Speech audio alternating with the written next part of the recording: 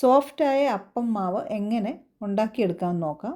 2 cup പച്ചരി അഥവാ dosa rice 6 തൊട്ട് 8 മണിക്കൂർ വരെ വെള്ളത്തിൽ സോക്ക് ചെയ്യുക. അതിനുശേഷം 1 കപ്പ് തേങ്ങ ചിരണ്ടിയത്, 1 കപ്പ് ചോറ്, 3/4 ടീസ്പൂൺ ഈസ്റ്റ്, ഇൻസ്റ്റൻറ്റ് ഈസ്റ്റാണ് യൂസ് ചെയ്തത്, 2 ടീസ്പൂൺ പഞ്ചസാര. ഇതെല്ലാം കൂടി നന്നായി മിക്സ് ചെയ്തതിന് ശേഷം ആവശ്യത്തിനുള്ള വെള്ളം ചേർത്ത് മിക്സിയിൽ ഇതുപോലെ അരച്ചെടുക്കുക. ഈ കൺസിസ്റ്റൻസിയിൽ വേണം മാവ് തയ്യാറാക്കാൻ.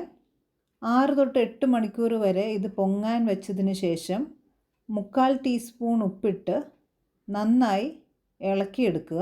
തവ ചൂടായതിന് ശേഷം ഇതുപോലെ മാവ് ഒഴിക്കുക. ഒരു സൈഡ് കുക്ക് ചെയ്ത് കഴിയുമ്പോൾ മറ്റേ സൈഡും മറിച്ചിട്ട് കുക്ക് ചെയ്തെടുക്കണം വെള്ളയപ്പം ഉണ്ടാക്കാൻ. ഇതേ മാവ് ഉപയോഗിച്ച് തന്നെ നമുക്ക് പാലപ്പവും തയ്യാറാക്കാൻ പറ്റുന്നതാണ്. പാലപ്പത്തിൻ്റെ മാവ് കുറച്ചും കൂടെ നീട്ടിയെടുക്കണം. ഇതിന് പാലോ വെള്ളമോ തേങ്ങാപ്പാലോ ഉപയോഗിച്ച് നീട്ടിയെടുക്കാവുന്നതാണ്. പാലപ്പവും ഇതുപോലെ ചുട്ടെടുക്കാം. സോഫ്റ്റായ പാലപ്പവും വെള്ളയപ്പവും ഒരേ മാവ് വെച്ച് നമുക്ക് ഇങ്ങനെ ഉണ്ടാക്കാൻ സാധിക്കും.